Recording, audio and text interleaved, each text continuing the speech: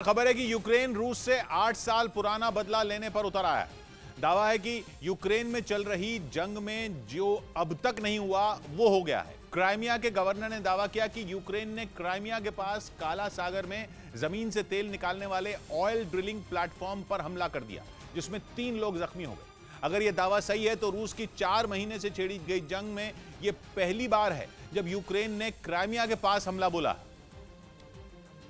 जिसका मतलब यह है कि डॉनबास को रूस से बचाने के लिए तो यूक्रेन लड़ ही रहा है, उसने क्राइमिया को भी रूस से वापस पाने के लिए मैदान में ताल ठोक दी है। यानी पुतिन डॉनबास पर नजरें गड़ाए बैठे हैं और यूक्रेन ने उन्हें वहां फंसा देख उनकी मुट्ठी से क्राइमिया को हथियाने के लिए ताकत फूंक दी है। क्योंकि क्राइमिया यूक्रेन के दक्षिण में मौजूद वो प्रायद्वीप है जो है तो उसी का हिस्सा, लेकिन उस पर कब्जा रूस का है, वो भी 8 साल से।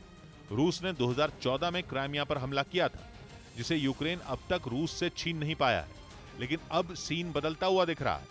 क्राइमिया के गवर्नर ने कहा कि यूक्रेन ने काला सागर से तेल निकालने के लिए लगाए गए 3 ऑयल ड्रिलिंग प्लेटफॉर्म को निशाना बनाया, वो भी क्राइमिया की उस तेल कंपनी के प्लेटफॉर्म जिस पर अमेरिका ने 2014 से प्रतिबंध लगाए हुए हैं।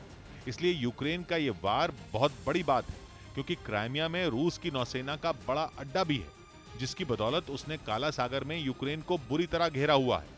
लेकिन ऐसा लग रहा है कि यूक्रेन ने क्राइमिया को अब वापस अपने देश में मिलाने का प्लान बना लिया है। इस बीच खबर है कि जो पाकिस्तान चीन की दोस्ती का गुणगान गाते नहीं थकता, उस चीन ने ही दोस्त बनकर पाकिस्तान को बुरी तरह ठग लिया। पाकिस्तान की नौसेना को चीन से मिली 4 फ्रिगेट में बहुत ज्यादा दिक्कत आ रही है। वैसे इस तरह का दावा कोई नया नहीं है, इससे पहले भी कई रिपोर्ट में सामने आया था कि पाकिस्तान को चीन के JF-17 फाइटर जेट उड़ाने में भी परेशानी हो रही है। और अब ताजा दावा है कि 2009 में चीन से मिली कम से कम 4 F-22P फ्रिगेट ने पाकिस्तान की रातों की नींद हराम की हुई है, क्योंकि उनमें कोई एक आध दिक्कत नहीं है, बल्कि उनकी लिस्ट लंबी चौड़ी है। पाकिस्तान ने चीन से इस फ्रिगेट की डील इसलिए की थी ताकि वो समंदर में तैनात अपने जंगी जहाजों की हिफाजत कर सके।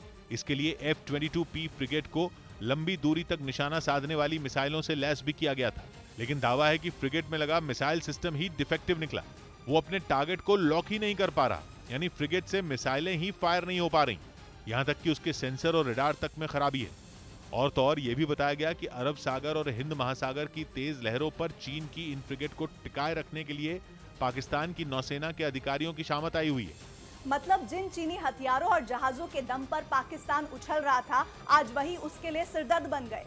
पाकिस्तान ने इन फ्रिगेट को बनाने के लिए 2005 में चीन से तब $75 करोड़, यानी आज भारतीय रुपयों की कीमत में करीब 6000 करोड़ रुपए की डील की थी। लेकिन ऐसा लग रहा है कि उसके दोस्त ने ही उसे चूना लगा दिया, क्योंकि इन फ्रिगेट के मेन इंजन तक में खराबी सामने आई है।